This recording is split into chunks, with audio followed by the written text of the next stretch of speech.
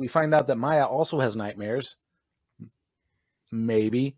And she proceeds to relay a nightmare that she had when she was young, or like she's a kid in this dream sequence where her family's on a picnic and everybody gets attacked by flies and it essentially kills her parents.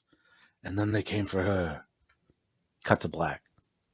Then she sees Christina's painting, which is a replica or a painting of the tower, which looks a whole lot like just the one that she took out of that guy's room and just hung it up and pretended it was hers. Fucking plagiarist. She took it from that hospital. Yeah. She paid that guy off on the street like, hey, give me one of those. And then Maya's looking at it pretty intently, and we get the, does it look like anything to you? And we're waiting for it, and we don't get it. Doesn't seem like Maya's a host. I guess not. Yep. I think she is probably the outlier. Yes, probably true. I mean, it could be Christine, but I doubt that. Because Yeah, I think their group is looking for humans. And I don't think Christine is a human. To me, that doesn't make any sense at all. Right. No, there's no way that Christine's a human. Yeah, just paint these pictures. Like, come on, give me the damn line, all right? You put it out there, give me the line. Yeah. Stop It taking doesn't my look ass. like anything to me. So after seeing the painting, Maya basically just says, I think you need to get out of the house. I need to get out of the house. Let's go get you some of that good D.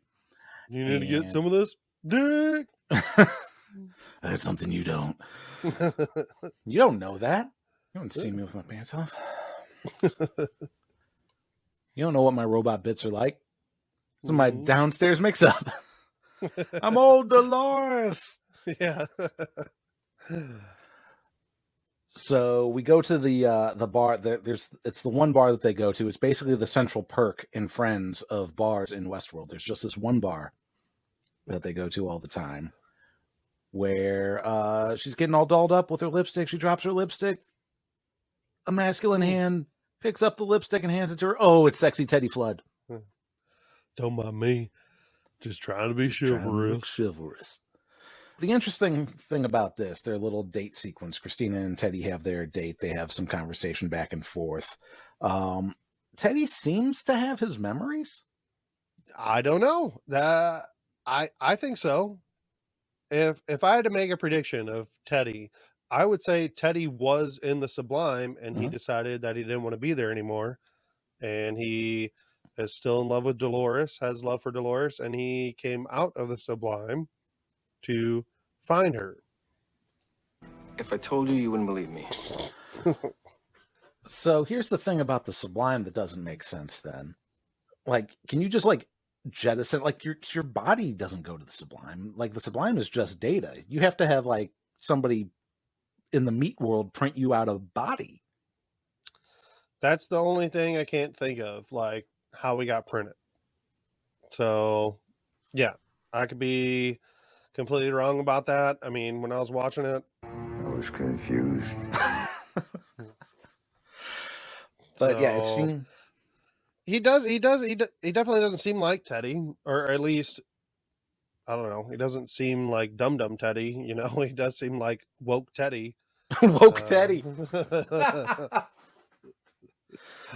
Just trying to be chivalrous. Woke Teddy is my favorite. That's what we're calling him from now on. But yeah, he remembers that he was a bounty hunter at some point. He's the Mandalorian. Unless he thinks he's like a modern day Dog the Bounty Hunter, like that's a story that Christina wrote for him. Yeah. And he's like, yeah, I used to be somewhat of a dick slinger. I mean gunslinger.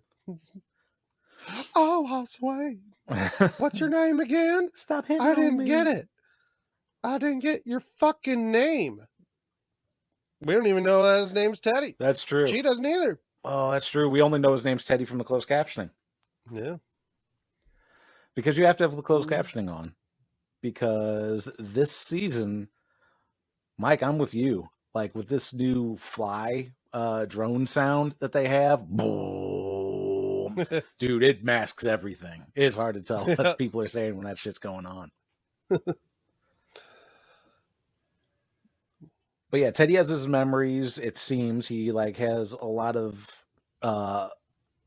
dialogue that is reminiscent of things that Dolores has told him in the past seasons. He mentions like the train circling a small tracker, however that line goes. She thinks he seems familiar. He feels like he's known her lifetime. So I think we both have hosts. Teddy seems to know what's going on. So I don't know. Yeah, that's kind of weird. I mean, I don't know. I don't have any good predictions. Like, I don't know if this is Dolores, but they're trying to create her to be something else. Mm-hmm. And maybe Teddy isn't Teddy. Maybe Teddy is one of the Dolores pearls. And Dolores is they're sitting on trying to herself. keep her on a certain path. Oh. You know, I don't know. That's possible. I don't know. To get many... to the Sublime, you know, to get to that password, or I don't know, to find Bernard, or I don't have, like I said, I don't have any good predictions of what's happening there. I've got a prediction, and we'll get to that in the prediction segment, or I guess we could talk about it a little now, because you mentioned it about Maya being the outlier, and we're going to get to that's part of part 2 where there's an outlier that apparently needs to be rescued. I think either Maya is an outlier or she's something else entirely, and she knows exactly what's going on.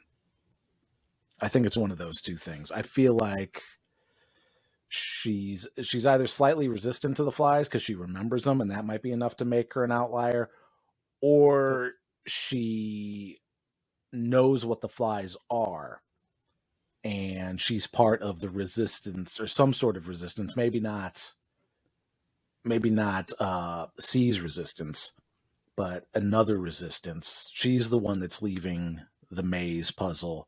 She's giving her the pointed looks when she's talking about her fly dream. She's the one telling her to pick a side with the white and black shoes. She's the one that's setting her up on these shitty dates that eventually lead to Teddy. All right. Okay. What if she is part of the resistance? What if she actually is? And she's just trying to get Dolores, Christine, to, I guess, start to remember things, to start to get fidelity in a sense or whatever. What if Teddy is part of the resistance? Yeah. It's maybe possible. We're working together. I don't really think this is the case, but that's possible. Well, who could print a Teddy at this point? We know Hale can print a Teddy. So this could be a big Haloris mindfuck game for Christina because she just really doesn't like Christina. Because can the resistance print a Teddy? I don't know how they would know Teddy or why they would even want to use a robot, though. Right. So that doesn't really make much sense. Which means the only other thing that I can think of is that DeLawrence is still out there and he can print a Teddy. And DeLawrence has his own. Yeah. DeLawrence has his own resistance.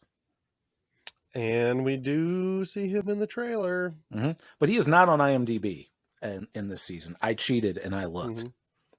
I didn't look because of that. I looked because I wanted to see the Asian American actor's name who leads the resistance. Mm-hmm. And it's not on there. Well, his name is Jay. I know. Once I went back and rewatched it, it's Jay, you're an asshole. Like, yeah, okay, C and J. CJ's. You don't know what it is? Can't afford it. Or JC. So that's the big question is who brought Teddy back? Or can Teddy bring himself back? Which would be weird, but there's so much weird going on that I wouldn't put the past the writers to go, oh yeah, he can just like spit himself out of the Sublime. Yeah. That doesn't work for me, but okay. I don't know if there's like someplace that's active that is printing host bodies, and if you're in the Sublime, maybe it's possible to connect to the real world and like find a back door into the computers that, run the things that make host bodies and make it print a Teddy body. And then you upload yourself into that. I could see that, being plausible. The only other thing that I But I could don't think, know how Sublime works.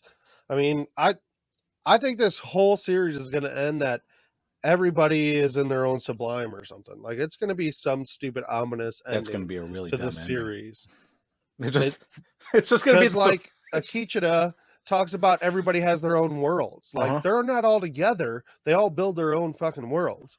So you could easily say, like, oh, well, actually, what you were watching was Bernard in his own world. And then you were watching Christine in her own world in the Sublime.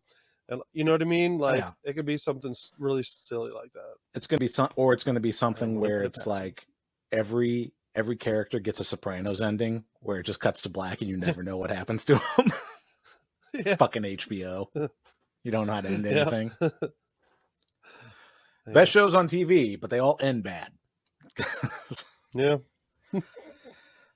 So that's it for the Christina and Maya and Teddy stuff. Like, that just ends at their toast as Teddy toasts her, and good luck to on whatever your path may be. I'm not going to tell you my name. Haha, I'm sick. Overall, I thought this whole scene was a little bland, or it wasn't bad or anything. Just like a little bland. Now, with that said, doesn't mean, like, I'm actually really interested in kind of what's happening there, maybe more than anything else. Yeah.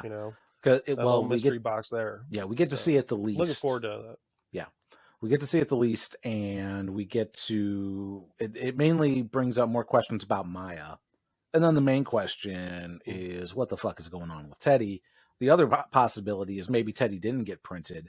Maybe somebody just repaired the old Teddy body. Oh, yeah. Because, well, I don't know. Did his brain...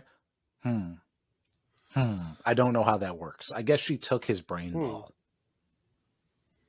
Actually, did she? Yeah, I know he shot himself in the head, so his body's still there. Because we found him washed up. His brain ball still works. Come on, no robot dies. Nobody dies. Nobody dies in the show. Nobody dies. So it's all possible. Even Caleb doesn't fucking die.